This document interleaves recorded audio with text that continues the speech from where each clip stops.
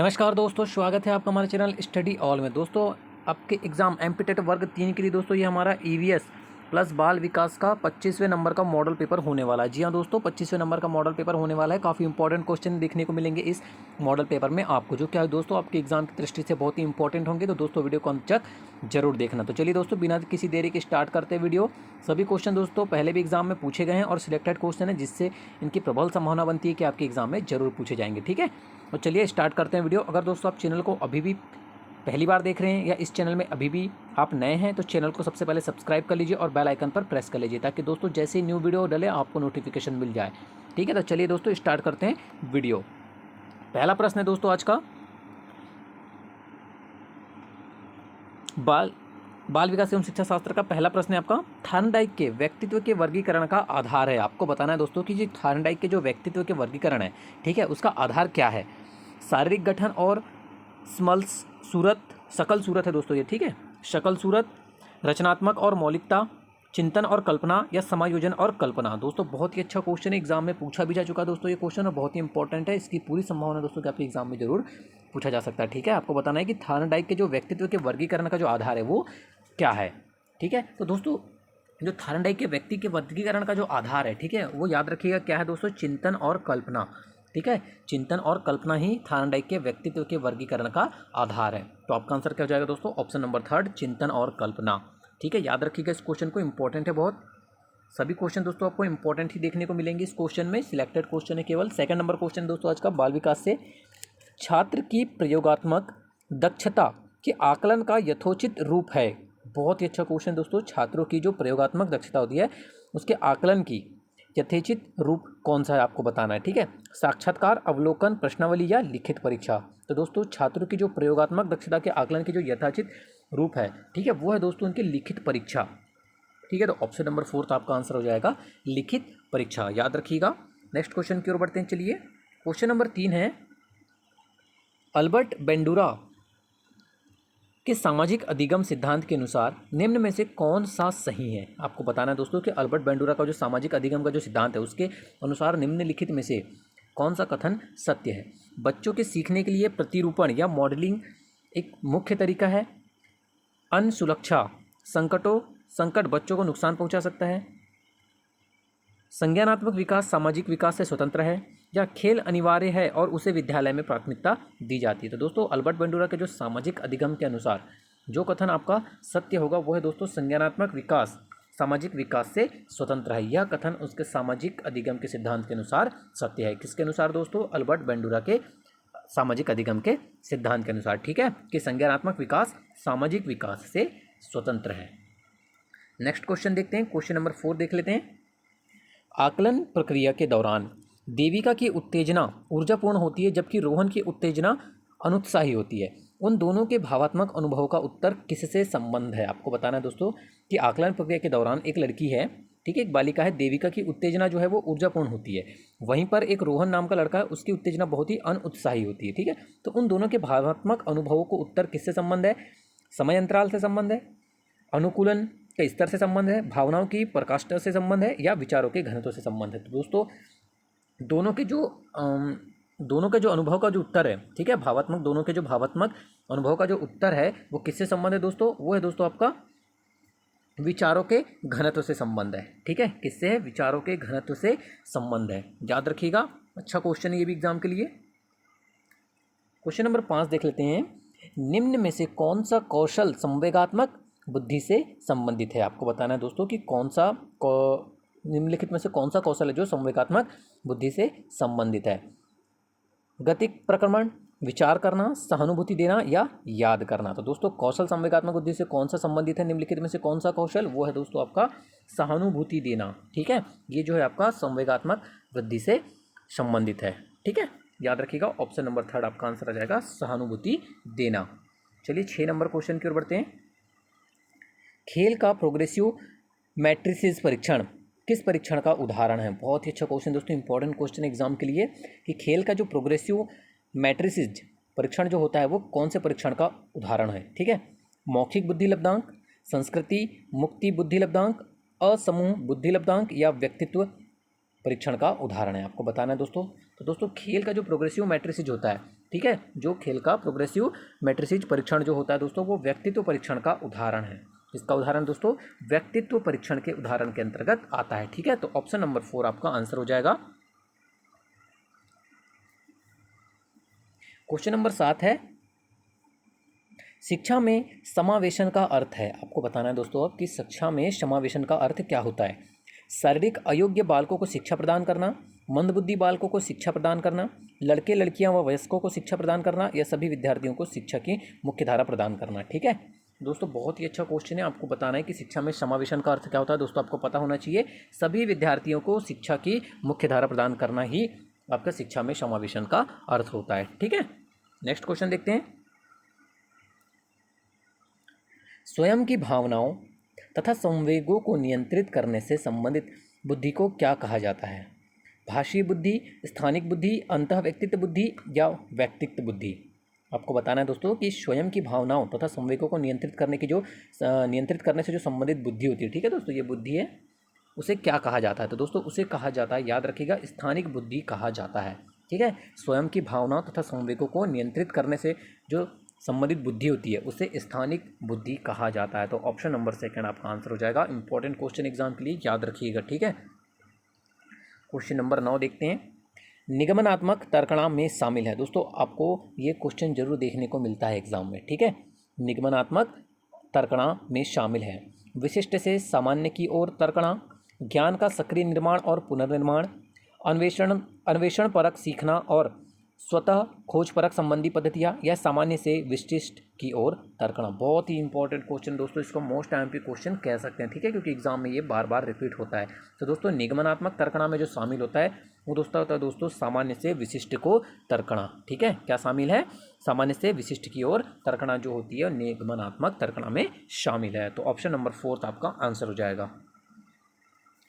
Question number 10 देख लेते हैं। भाषा विकास का सिद्धांत नहीं है। चलिए दोस्तों आपको निम्नलिखित 4 सिद्धांतों में से बताना है कि कौन सा भाषा विकास के सिद्धांत के अंतर्गत नहीं आता है, ठीक है। अनुबंधन का सिद्धांत, अनुकरण का सिद्धांत, अतिरिक्त शक्ति का सिद्धांत या परिपक्वता का सिद्धांत, ठीक है दोस्तों। तो दोस्तों भाषा विकास के सिद्धांत के अंतर्गत जो नहीं आता है दोस्तों वो आता है आपका अनुकरण का सिद्धांत, ठीक है, ये नहीं है। बाकी आपका तो आपका आंसर क्या हो जाएगा दोस्तों? ऑप्शन नंबर 2, ठीक है। सीखने के लिए आकलन निम्नलिखित का ध्यान रखता है सिवाय। आपको बताना है दोस्तों कि सीखने के लिए जो आकलन है, ठीक है, वो निम्नलिखित में से ध्यान रखता है सिवाय। किसके सिवा ध्यान रखता है? विद्यार्थियों की अधिगम शैलियाँ, विद्यार्थियों की क्षमताएं, विद्यार्थियों की आवश्यकताएं या विद्यार्थियों की त्रुटियाँ। बहुत ही अच्छा क्वेश्चन दोस्तों, इंपॉर्टेंट क्वेश्चन एग्जाम के लिए, ठीक है दोस्तों। तो सीखने के लिए जो आकलन होता है वो निम्नलिखित में से सभी का ध्यान रखता है सिवाय विद्यार्थियों की आवश्यकताओं के। बाकी विद्यार्थियों की अधिगम शैलियों का भी ध्यान रखता है, विद्यार्थियों की क्षमताओं का भी और विद्यार्थियों की त्रुटि का भी, ठीक है। विद्यार्थियों की आवश्यकताओं का ध्यान नहीं रखता है, ठीक है। नेक्स्ट क्वेश्चन देखते हैं। 12 नंबर क्वेश्चन है, निम्नलिखित में से कौन सा सीखने के लिए अधिकतम रूप से अभिप्रेरित करता है? बाह्य कारक, असफलता से बचने के लिए अभिप्रेरणा, बहुत सरल या कठिन लक्ष्यों को चयन करने की प्रवृत्ति, या लक्ष्यों को प्राप्त करने में व्यक्तिगत संतुष्टि। आपको बताना है दोस्तों कि निम्नलिखित में से कौन सा ऑप्शन जो है वो सीखने के लिए अधिकतम रूप से अभिप्रेरित करता है, ठीक है। तो याद रखिएगा दोस्तों वो कौन सा ऑप्शन है, वो दोस्तों असफलता से बचने के लिए अभिप्रेरणा, ठीक है। असफलता से बचने के लिए अभिप्रेरणा ही सीखने के लिए अधिकतम रूप से प्रेरित करता है, ठीक है। तो याद रखिएगा ऑप्शन नंबर 2 आपका आंसर हो जाएगा। क्वेश्चन नंबर 13 देख लेते हैं। प्रायः शिक्षार्थियों की त्रुटियां किसकी ओर संकेत करती है? यांत्रिक अभ्यास की आवश्यकता की ओर, वे कैसे सीखते हैं इसकी ओर, सीखने की अनुपस्थिति की ओर, या शिक्षार्थियों के सामाजिक आर्थिक स्तर पर। तो दोस्तों प्रायः शिक्षार्थियों की जो त्रुटियां होती है वो किसकी ओर संकेत करती है? सभी को पता है दोस्तों कि वो कैसे सीखते हैं, ठीक है। प्रायः शिक्षार्थियों की जो त्रुटियां होती है वे कैसे सीखते हैं इसकी ओर संकेत करती है, ठीक है। तो ऑप्शन नंबर 2 आपका आंसर हो जाएगा, वे कैसे सीखते हैं की ओर संकेत करती है। चलिए 14 नंबर क्वेश्चन की ओर बढ़ते हैं। निम्न में से कौन से कथन को सीखने की प्रक्रिया की विशेषता नहीं मानना चाहिए? शैक्षिक संस्थान ही एकमात्र स्थान है जहां अधिगम प्राप्त होता है, सीखना एक व्यापक प्रक्रिया है, सीखना लक्ष्य उन्मुखी होता है, या अधिगम भी सीखने की प्रक्रिया है। ठीक है दोस्तों। तो निम्नलिखित में से जो कथन दोस्तों सीखने की जो प्रक्रिया होती है उसकी विशेषता के अंतर्गत जो कथन नहीं आता है आपका, वो है दोस्तों ऑप्शन नंबर फर्स्ट कि शैक्षिक संस्थान ही एक ऐसा मात्र स्थान है जहां अधिगम प्राप्त होता है। यह कथन सीखने की प्रक्रिया की विशेषता के अंतर्गत नहीं आएगा। ठीक है, तो ऑप्शन नंबर फर्स्ट आपका आंसर हो जाएगा कि शैक्षिक संस्थान ही एकमात्र स्थान है जहां अधिगम प्राप्त होता है, और भी जगह प्राप्त होता है। ठीक है, क्वेश्चन नंबर 15 है 16 पीएफ या 16 पीएफ प्रयोग किसके मापन हेतु किया जाता है। बहुत ही अच्छा क्वेश्चन है दोस्तों, आपको पता होना चाहिए कि जो 16 पीएफ का जो प्रयोग है वो किसके मापन हेतु किया जाता है दोस्तों, व्यक्तित्व के मापन के लिए किया जाता है। ठीक है, किसके मापन के लिए किया जाता है, व्यक्तित्व के मापन के लिए किया जाता है। याद रखिएगा, इंपॉर्टेंट क्वेश्चन, एग्जाम में जरूर पूछा जाता है ये क्वेश्चन। 16 नंबर क्वेश्चन है मानवीय मूल्यों जो प्रकृति में सर्वात्रिक हैं के विकास का अर्थ है मतरोपण, अंगीकरण, अनुकरण या अभिव्यक्ति। तो दोस्तों मानवीय मूल्य जो प्रकृति में सार्वत्रिक हैं, इनके विकास का जो अर्थ होता है दोस्तों वो होता है अभिव्यक्ति। क्या होता है इनके विकास का अर्थ, अभिव्यक्ति होता है। ठीक है, तो क्वेश्चन नंबर 16 का आपका आंसर हो जाएगा ऑप्शन नंबर 4 अभिव्यक्ति, याद रखिएगा। चलिए 17 नंबर क्वेश्चन देख लेते हैं। विकास के संबंध में निम्न में से क्या संबंधित नहीं है, कार्य क्षमता में वृद्धि, व्यवहार में परिवर्तन, स्वभाव एवं दृष्टिकोण में परिवर्तन या आकार में परिवर्तन। तो दोस्तों विकास के संबंध में निम्नलिखित में से जो संबंधित नहीं है, देखिए कार्य में वृद्धि भी संबंधित है, व्यवहार में परिवर्तन भी संबंधित है आपका, और स्वभाव एवं दृष्टिकोण में परिवर्तन, ये तीनों ही आपके विकास के संबंध में संबंधित है। ठीक है, जो आकार में परिवर्तन है वो विकास के संबंध में संबंधित नहीं है। ठीक है, विकास के संबंध में जो आकार का परिवर्तन होता है वो सम्मिलित नहीं होता है, इसलिए ऑप्शन नंबर 4 आपका आंसर हो जाएगा आकार में परिवर्तन। ठीक है, चलिए 18 नंबर क्वेश्चन देख लेते हैं। वंशानुक्रम व्यक्ति की जन्मजात विशेषताओं का पूर्ण योग है, निम्न में से किसका कथन है, B N. Jha, H A. Peterson, Jean पियाजे या जेम्स ड्रेवर। तो दोस्तों उपरोक्त कथन जो है कि वंशानुक्रम व्यक्ति की जन्मजात विशेषताओं का पूर्ण योग है, बहुत ही इंपॉर्टेंट क्वेश्चन दोस्तों, एग्जाम में रिपीट होता है ये क्वेश्चन भी। ठीक है, आपको पता होना चाहिए कि उपरोक्त कथन जो है कि वंशानुक्रम व्यक्ति की जन्मजात विशेषताओं का पूर्ण योग होता है। यह कथन दिया गया दोस्तों बी.एन. झा के द्वारा।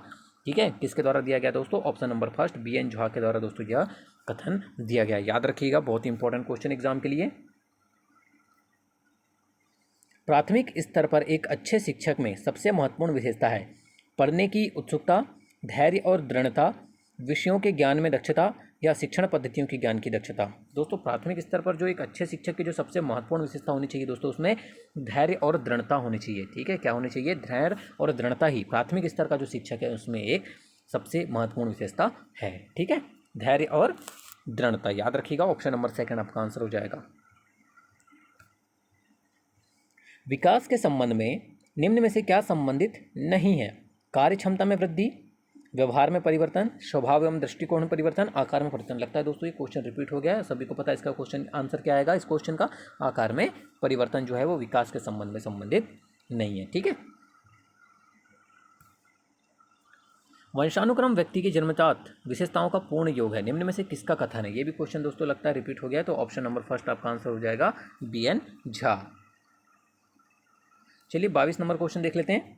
शिक्षण और अधिक प्रभावी हो सकता है यदि, आपको बताना है दोस्तों कि शिक्षण और अधिक प्रभावी हो सकता है यदि छात्रों को स्वयं कार्य करने की स्वायत्ता एवं नियंत्रण दिए जाए, छात्र अधिगम शिक्षक द्वारा निर्देशित एवं नियंत्रित हो, शिक्षक तथ्यों की व्याख्या करने में केंद्रीय भूमिका निभाए या शिक्षक अधिगम को निर्देशित करे। दोस्तों शिक्षण और भी अधिक प्रभावित हो सकता है यदि, ठीक है, यदि शिक्षक तथ्यों की व्याख्या करने में केंद्रीय भूमिका निभाए, तो शिक्षण जो है दोस्तों वो और भी अधिक प्रभावित हो सकता है। ठीक है, तो ऑप्शन नंबर 3 आपका आंसर हो जाएगा।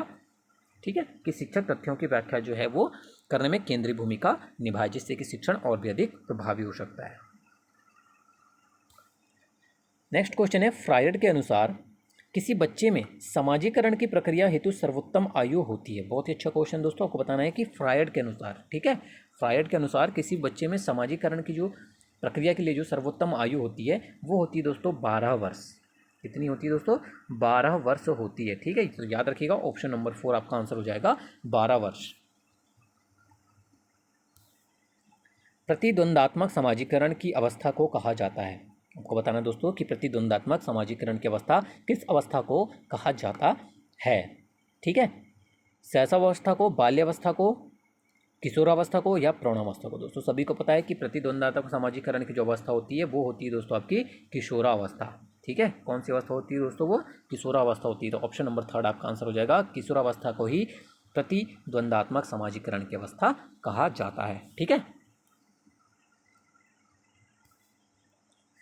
प्रोजेक्ट प्रणाली का प्रयोग निम्नलिखित में से किस शिक्षा पद्धति के अंतर्गत किया जाता है? पारंपरिक शिक्षा, प्रगतिशील शिक्षा, वैदिक शिक्षा या इनमें से कोई नहीं? तो दोस्तों प्रोजेक्ट प्रणाली का जो प्रयोग है वो किया जाता है दोस्तों प्रगतिशील शिक्षा के अंतर्गत। ठीक है, इसके अंतर्गत किया जाता है, प्रगतिशील शिक्षा के अंतर्गत ही प्रोजेक्ट प्रणाली का प्रयोग किया जाता है शिक्षा पद्धति के अंतर्गत। याद रखिएगा, ऑप्शन नंबर 2 आपका आंसर हो जाएगा प्रगतिशील शिक्षा। चलिए 26 नंबर क्वेश्चन की ओर बढ़ते हैं। बच्चों में आधारहीन आत्मचेतना अवस्था का संबंध उसके विकास की किस अवस्था से संबंधित है? बहुत ही अच्छा क्वेश्चन है दोस्तों, कि बच्चों में आधारहीन आत्मचेतना अवस्था का संबंध जो है वो विकास की किस अवस्था से संबंधित है? पूरे बाल्यावस्था, बाल्य अवस्था, किशोरावस्था या इनमें से कोई नहीं? तो दोस्तों किस अवस्था से संबंधित है? वह दोस्तों विकास की बाल्य अवस्था से संबंधित है। ठीक है, विकास की बाल्य अवस्था से संबंधित है आधारहीन आत्मचेतना का अवस्था का संबंध। ठीक है, चलिए 27 नंबर क्वेश्चन देख लेते हैं। पियाजे ने किसी बच्चे के विचारों में नए विचारों के समावेश हो जाने को क्या कहा है? बार बार रिपीट होता है दोस्तों ये क्वेश्चन, मोस्ट टाइम पे क्वेश्चन, इस क्वेश्चन को रट लीजिएगा कि पियाजे ने किसी बच्चे के विचारों में नए विचारों के समावेश हो जाने को पता है दोस्तों सभी को, क्या कहा है? वो सात्वीकरण कहा है। ठीक है दोस्तों, ये क्वेश्चन बहुत ही इंपॉर्टेंट है, एग्जाम में बार बार रिपीट होता है ये क्वेश्चन, याद रखिएगा, सात्वीकरण कहा है। ठीक है, 28 नंबर क्वेश्चन देख लेते हैं। किसी बच्चे के अमूर्त विचारों के संदर्भ में उसकी सोचने की योग्यता क्या कहलाती है? उसका अधिगम, उसकी वृद्धि, उसकी कार्यप्रणाली या उसका तेज दृष्टि? तो दोस्तों किसी भी बच्चे के जो अमूर्त विचारों के संदर्भ में उसकी सोचने की जो योग्यता होती है वो दोस्तों उसकी वृद्धि कहलाती है। ठीक है, सॉरी, उसकी बुद्धि कहलाती है। क्या कहलाती है दोस्तों? उसकी बुद्धि कहलाती है। किसी भी बच्चे के अमूर्त विचारों के संबंध में जो उसकी सोचने की योग्यता होती है वो उसकी बुद्धि कहलाती है। ठीक है, याद रखिएगा, ऑप्शन नंबर 2 आपका आंसर हो जाएगा। बुद्धि प्रतिदर्श सिद्धांत का प्रतिपादन निम्न में से किसने किया? बहुत ही अच्छा क्वेश्चन दोस्तों। बुद्धि प्रतिदर्श सिद्धांत का प्रतिपादन किसके द्वारा किया गया है? थॉमसन के द्वारा किया गया है। ठीक है दोस्तों, किसके द्वारा किया गया है? थॉमसन के द्वारा किया गया है बुद्धि प्रतिदर्श सिद्धांत का प्रतिपादन। चलिए दोस्तों 30 नंबर क्वेश्चन है, बाल विकास एवं शिक्षा शास्त्र से अधिगम के अच्छे मूल्यांकन का या के मानदंड हैं? ये युक्ति संगत होते हैं, ये विश्वसनीय होते हैं, ये तुलनीय होते हैं या उपरोक्त सभी? तो दोस्तों अधिगम के अच्छे मूल्यांकन के जो मानदंड है वो ये युक्ति संगत भी होते हैं, ये विश्वसनीय भी होते हैं और ये तुलनीय भी होते हैं। ठीक है, तीनों ही ऑप्शन आपके सही हो जाएंगे। तो ऑप्शन नंबर क्या हो जाएगा दोस्तों? आपका ऑप्शन नंबर 4 आंसर हो जाएगा। ठीक है, कि अधिगम के जो अच्छे मूल्यांकन के जो मानदंड है वो युक्ति संगत भी होते हैं, विश्वसनीय भी होते हैं और तुलनीय भी होते हैं, इसलिए आपका आंसर हो जाएगा ऑप्शन नंबर 4। तो ये थे दोस्तों आपके बाल विकास के 30 मोस्ट एमपी प्रश्न। अब देख लेते हैं दोस्तों ईवीएस के क्वेश्चन। ठीक है, ईवीएस के भी दोस्तों आपको टोटल 30 क्वेश्चन देखने को मिलेंगे। इस प्रकार हमारा जो मॉडल पेपर है टोटल 60 नंबर का होगा। ठीक है, इसके बाद दोस्तों हम और भी मॉडल पेपर लेकर आएंगे आपके लिए 100 नंबर के, जिसमें आपको दोस्तों केवल पर्यावरण और बाल विकास के क्वेश्चन हम 100 नंबर के करवाएंगे। ठीक है, और गणित पेडागोजी के भी दोस्तों हम मॉडल पेपर लेकर आते रहते हैं। साथ ही दोस्तों आपको हिंदी पेडागोजी और हिंदी के भी मॉडल पेपर मिल जाएंगे। ठीक है, तो चलिए दोस्तों पहला प्रश्न है आपका पर्यावरण का। पर्यावरण संरक्षण आंदोलन में सहायक पुस्तक साइलेंट स्प्रिंग के लेखक कौन है? ठीक है दोस्तों, बहुत इंपॉर्टेंट क्वेश्चन है, आपको बताना है कि पर्यावरण संरक्षण आंदोलन में सहायक पुस्तक साइलेंट स्प्रिंग, ठीक है, साइलेंट स्प्रिंग के लेखक कौन थे? पट हुचिंग्स, रशेल कॉर्सन, अमृता देवी या इनमें से कोई नहीं? तो दोस्तों पर्यावरण संरक्षण आंदोलन में जो सहायक पुस्तक साइलेंट स्प्रिंग के जो लेखक हैं वो हैं दोस्तों रशेल कॉर्सन। ठीक है, कौन है दोस्तों? रशेल कॉर्सन साइलेंट स्प्रिंग पुस्तक के लेखक हैं। याद रखिएगा दोस्तों, बहुत ही इंपॉर्टेंट क्वेश्चन है आपके एग्जाम के लिए, मोस्ट टाइम पे क्वेश्चन हो सकता है ये। ठीक है, नेक्स्ट क्वेश्चन देखते हैं, क्वेश्चन नंबर 32। निम्नलिखित में से कौन सा ग्रह या कौन सा पिंड उल्टा हरित ग्रह प्रभाव प्रदर्शित करता है? मंगल, शुक्र, बृहस्पति या टाइटन? तो दोस्तों निम्नलिखित में से वह ग्रह या पिंड, ठीक है, या उपग्रह बोल सकते हैं, जो उल्टा हरित ग्रह प्रभाव प्रदर्शित करता है वो है दोस्तों आपका टाइटन। ठीक है, कौन सा दोस्तों? टाइटन। और टाइटन सभी को पता है दोस्तों शनि का सबसे बड़ा उपग्रह है। ठीक है,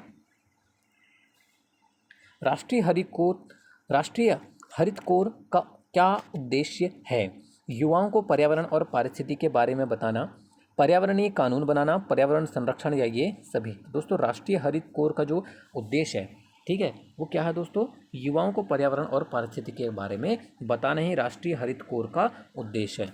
तो ऑप्शन नंबर ए आपका आंसर हो जाएगा, युवाओं को पर्यावरण और पारिस्थितिकी के बारे में बताना। ठीक है, राष्ट्रीय हरित प्राधिकरण की मुख्य बेंच कहाँ स्थित है, भोपाल, कानपुर, लखनऊ या इलाहाबाद। दोस्तों आपको पता होना चाहिए कि राष्ट्रीय हरित प्राधिकरण की जो मुख्य बेंच स्थित है वो है दोस्तों आपकी भोपाल में। ठीक है, कहाँ स्थित है दोस्तों, भोपाल में स्थित है, याद रखिएगा। वो ये भी क्वेश्चन दोस्तों एग्जाम में रिपीट होता है। ठीक है, नेक्स्ट क्वेश्चन देख लेते हैं। निम्नलिखित में क्या जलवायु परिवर्तन पर एक एक्शन प्लान का हिस्सा नहीं है, राष्ट्रीय जल मिशन, प्रदूषण नियंत्रण के लिए राष्ट्रीय मिशन, सतत कृषि के लिए राष्ट्रीय मिशन या सतत आवास के लिए राष्ट्रीय मिशन। तो दोस्तों निम्नलिखित में से जलवायु परिवर्तन पर जो एक्शन प्लान का हिस्सा नहीं है वो है दोस्तों आपका प्रदूषण नियंत्रण के लिए राष्ट्रीय मिशन जो है वो जलवायु परिवर्तन पर एक्शन प्लान का एक अंतर्गत नहीं आता या इसका हिस्सा नहीं है। ठीक है, बाकी ऑप्शन नंबर ए, सी और डी जलवायु परिवर्तन पर एक्शन प्लान के हिस्से के अंतर्गत आते हैं। ठीक है, जैव विविधता का अंतर्राष्ट्रीय कार्यालय कहाँ स्थित है। दोस्तों सभी को पता है, क्वेश्चन बार बार रिपीट होता है क्योंकि एग्जाम में जैव विविधता का जो अंतर्राष्ट्रीय कार्यालय है वो रोम में स्थित है। ठीक है, कहाँ स्थित है दोस्तों, रोम में। तो ऑप्शन नंबर बी आपका आंसर हो जाएगा, रोम। याद रखिएगा इस क्वेश्चन को, एग्जाम में रिपीट होता है दोस्तों बार बार ये क्वेश्चन। निम्नलिखित में वह नदी कौन सी है जो एक विभ्रंश घाटी से होकर बहती है, गोदावरी, नर्मदा, कृष्णा या महानदी। तो दोस्तों निम्नलिखित में से वह नदी जो एक विभ्रंश घाटी से होकर बहती है वो नदी है दोस्तों आपकी नर्मदा नदी। ठीक है, याद रखिएगा इस क्वेश्चन को भी, नर्मदा नदी एक ऐसी नदी है जो विभ्रंश घाटी से होकर बहती है। नदी के अपरदन से बनी स्थल आकृति है डेल्टा, बाढ़ का मैदान, गार्ज या प्राकृतिक तटबंध। तो दोस्तों नदी के अपरदन से जो बनी स्थल आकृति होती है उसे कहा जाता है दोस्तों गार्ज। ठीक है, क्या कहा जाता है दोस्तों, गार्ज कहा जाता है। याद रखिएगा, बहुत ही इंपॉर्टेंट क्वेश्चन है। ठीक है, कि नदी के अपरदन से जो स्थल आकृति बनती है उसे गार्ज कहा जाता है। ध्रुव तारा किस दिशा को इंगित करता है। दोस्तों सभी को पता है कि ध्रुव तारा किस दिशा को इंगित करता है, उत्तर दिशा को। ठीक है, नॉर्थ साइड को इंगित करता है ध्रुव तारा। चलिए 40 नंबर क्वेश्चन देख लेते हैं। डूरंड लाइन किसके साथ भारत की सीमा निर्धारित करती है। बहुत ही अच्छा क्वेश्चन दोस्तों, आपको बताना है कि जो डूरंड लाइन होती है वो भारत के साथ कौन से देश की सीमा निर्धारित करती है, अफगानिस्तान, म्यांमार, नेपाल या तिब्बत। दोस्तों आपको पता होना चाहिए किसके साथ करती है, अफगानिस्तान के साथ करती है। ठीक है, डूरंड लाइन जो है वो भारत की सीमा निर्धारित करती है अफगानिस्तान के साथ। सूर्य के बाद पृथ्वी से सबसे नज़दीक तारा कौन सा है, वेगा, सीरियस, प्रेक्सिमा सेंचुरी या Alpha Centauri. Most MP question दोस्तों एग्जाम के लिए आपकी। ठीक है, याद रखिएगा कि सूर्य के बाद जो पृथ्वी के सबसे नज़दीक तारा कौन सा है वो है दोस्तों आपका प्रोक्सिमा सेंचुरी। ठीक है, याद रखिएगा जो सूर्य के बाद पृथ्वी से सबसे नज़दीक स्टार है या तारा है। पृथ्वी सूर्य से अपनी अधिकतम दूरी पर होती है। मोस्ट एमपी क्वेश्चन है दोस्तों एग्जाम के लिए, मोस्ट एमपी क्वेश्चन। आपको ये क्वेश्चन जरूर एग्जाम में देखने को मिलता है कि पृथ्वी सूर्य से अपनी अधिकतम दूरी पर कब होती है। ऐसे कह सकते हैं पृथ्वी और सूर्य के बीच अधिकतम दूरी किस दिन होती है। तो याद रखिएगा दोस्तों, मोस्ट एमपी क्वेश्चन है 4 जुलाई।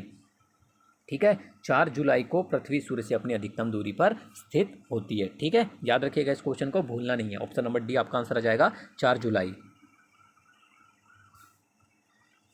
43 नंबर क्वेश्चन है, वायु प्रदूषण का सर्वाधिक असर पड़ता है लीवर पर, हृदय पर, श्वसन प्रणाली पर या किडनी पर। दोस्तों सभी को पता है कि वायु प्रदूषण का जो सर्वाधिक असर है वो हमारे श्वसन प्रणाली पर पड़ता है। ठीक है, तो ऑप्शन नंबर सी आपका आंसर हो जाएगा, श्वसन प्रणाली पर वायु प्रदूषण का जो है सबसे अधिक प्रभाव पड़ता है।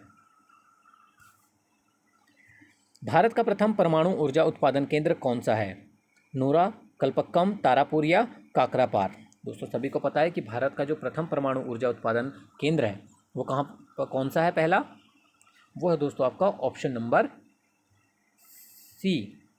ठीक है, option number C Tarapur. Tarapur जो है वो भारत का प्रथम परमाणु ऊर्जा उत्पादन केंद्र है। ठीक है, याद रखिएगा।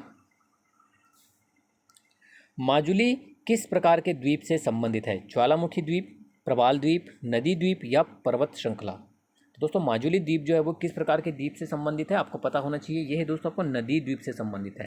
ठीक है, माजुली जो है वो नदी द्वीप से संबंधित है। तो ऑप्शन नंबर सी आपका आंसर हो जाएगा, नदी द्वीप। ठीक है, चलिए 46 नंबर क्वेश्चन देख लेते हैं।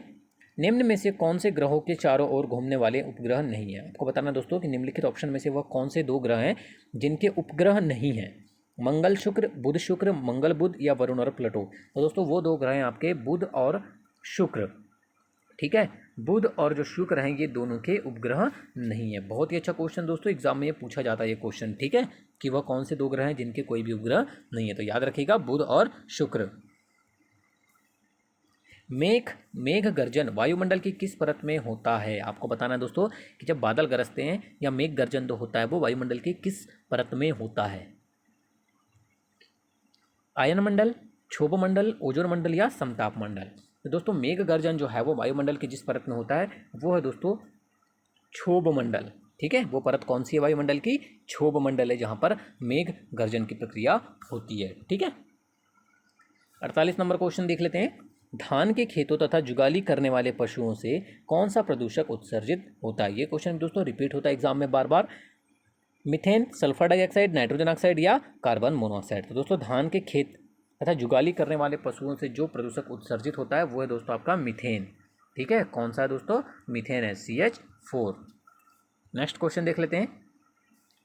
49 नंबर क्वेश्चन है। वायुमंडल में CO कार्बन मोनोऑक्साइड तथा दोस्तों ये कार्बन डाइऑक्साइड है। ठीक है, कार्बन डाइऑक्साइड तथा आर्गन कितने प्रतिशत पाए जाते हैं? क्रमशः 0.03 एवं 0.93, क्रमशः 1 एवं 2%, क्रमशः 0.23 एवं 0.97%, या इनमें से कोई नहीं। तो दोस्तों वायुमंडल में कार्बन डाइऑक्साइड और जो आर्गन है वो कितने % पाए जाते हैं? क्रमशः ऑप्शन नंबर फर्स्ट 0.03 एवं 0.093%। ठीक है, नेक्स्ट क्वेश्चन देख लेते हैं। सूर्य और पृथ्वी के मध्य न्यूनतम दूरी होती है। देखिए दोस्तों, अब इससे पहले देखे थे हमने कि सूर्य और पृथ्वी के बीच अधिकतम दूरी जो था दोस्तों 4 जुलाई। अब पूछा गया है आपको न्यूनतम दूरी, सूर्य और पृथ्वी के बीच में न्यूनतम दूरी कब होती है? तो याद रखिएगा दोस्तों वो होती है आपकी 3 जनवरी को। ऑप्शन नंबर डी आपका आंसर हो जाएगा। सूर्य और पृथ्वी के बीच जो न्यूनतम दूरी है वो 3 जनवरी को होती है। ठीक है, 51 नंबर क्वेश्चन है। विश्व की सबसे बड़ी जहाज रानी नहर है? कील नहर, शू नहर, स्वेज नहर या पनामा नहर। तो दोस्तों विश्व की जो सबसे बड़ी जहाज रानी नहर मानी जाती है वो नहर है दोस्तों आपकी स्वेज नहर।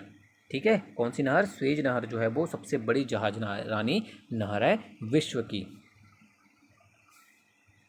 भारतीय वनस्पति सर्वेक्षण का मुख्यालय कहाँ स्थित है? आपको बताना है दोस्तों कि भारतीय वनस्पति सर्वेक्षण का मुख्यालय जो है वो कहाँ स्थित है? लखनऊ, दार्जिलिंग, कोलकाता या ऊटी। तो दोस्तों ये स्थित है आपका कोलकाता में। ठीक है, भारतीय वनस्पति सर्वेक्षण का जो मुख्यालय है वो कोलकाता में स्थित है। याद रखिएगा, क्वेश्चन भी दोस्तों एग्जाम में पूछा गया है। ठीक है,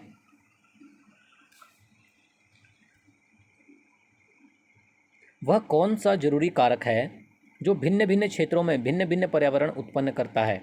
वायुमंडल का प्रभाव, मानवीय क्रियाओं का प्रभाव, ओजोन परत का प्रभाव या उपरोक्त सभी।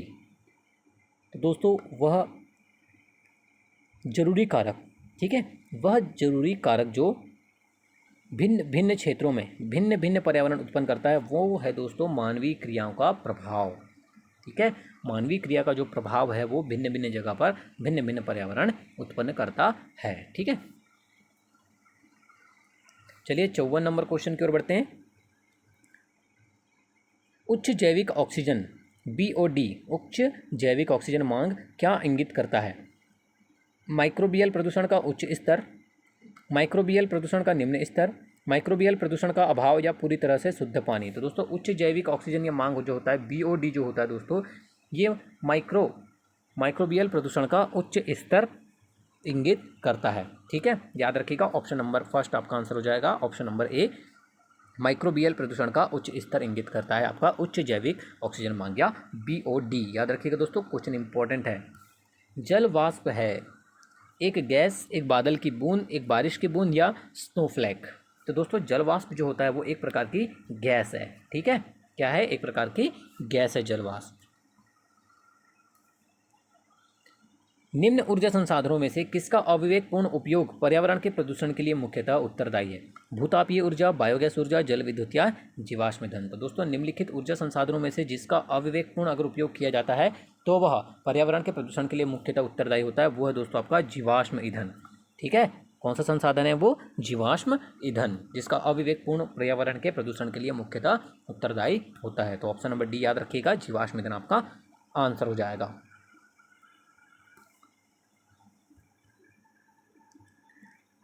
निम्न में से कौन एक एजेंडा 21 से संबंधित है? मॉन्ट्रियल संधि, रियो सम्मेलन, क्योटो संधि या +5 सम्मेलन। दोस्तों निम्नलिखित में से जो एजेंडा, ठीक है, एजेंडा 21 से संबंधित है वो है दोस्तों आपका रियो सम्मेलन। कौन सा सम्मेलन?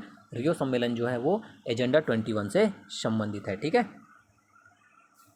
58 नंबर क्वेश्चन है, निम्नलिखित में से किसे पर्यावरण के मूल संगठनों में सम्मिलित नहीं किया जा सकता? जैविक संगठक, अजैविक संगठक, ऊर्जा संगठक या स्थानिक संगठक। तो दोस्तों निम्नलिखित में से जिसे पर्यावरण के मूल संगठनों में सम्मिलित नहीं किया जा सकता है वो है दोस्तों आपका ऑप्शन नंबर डी, स्थानिक संगठक। बाकी जैविक, अजैविक और ऊर्जा संगठक ये तीनों ही आपके पर्यावरण के मूल संगठनों में सम्मिलित हैं। ठीक है, जो स्थानिक संगठक होता है इसे सम्मिलित नहीं किया जा सकता है। चलिए 59 नंबर क्वेश्चन देख लेते हैं। निम्नलिखित में से कौन सा कथन पर्यावरण प्रदूषण को सुपरिभाषित करता है? यह वायु प्रदूषण का अध्ययन है। भूमि, वायु और जल की मुख्य विशेषताओं में अनचाहा परिवर्तन जिससे मानव एवं अन्य जीवों पर हानिकारक प्रभाव पड़ता है, यह जल प्रदूषण का अध्ययन है या भूमि प्रदूषण का? दोस्तों सभी को पढ़ते ही समझ में आ रहा होगा, ऑप्शन नंबर बी आपका आंसर हो जाएगा। पर्यावरण प्रदूषण को जो सुपरिभाषित है वो कौन सा कथन कर रहा है कि भूमि, वायु और जल की मुख्य विशेषताओं में अनचाहा परिवर्तन जिससे मानव एवं अन्य जीवों पर हानिकारक प्रभाव पड़ता है, वही पर्यावरण प्रदूषण कहलाता है। ठीक है, चलिए आज का लास्ट नंबर क्वेश्चन देख लेते हैं दोस्तों। विश्व वन दिवस मनाया जाता है, आपको बताना है दोस्तों कि विश्व वन दिवस कब मनाया जाता है? 21 मार्च को मनाया जाता है। ये क्वेश्चन भी दोस्तों एग्जाम में रिपीट होता है बार बार और हुआ है। ठीक है, तो दोस्तों प्रबल संभावना है कि आपकी एग्जाम में भी पूछा जा सकता था। याद रखिएगा, विश्व वन दिवस कब मनाया जाता है? 21 मार्च को मनाया जाता है। वीडियो को अंत तक देखने के लिए धन्यवाद दोस्तों। अगर वीडियो पसंद आई तो लाइक और शेयर जरूर कीजिएगा।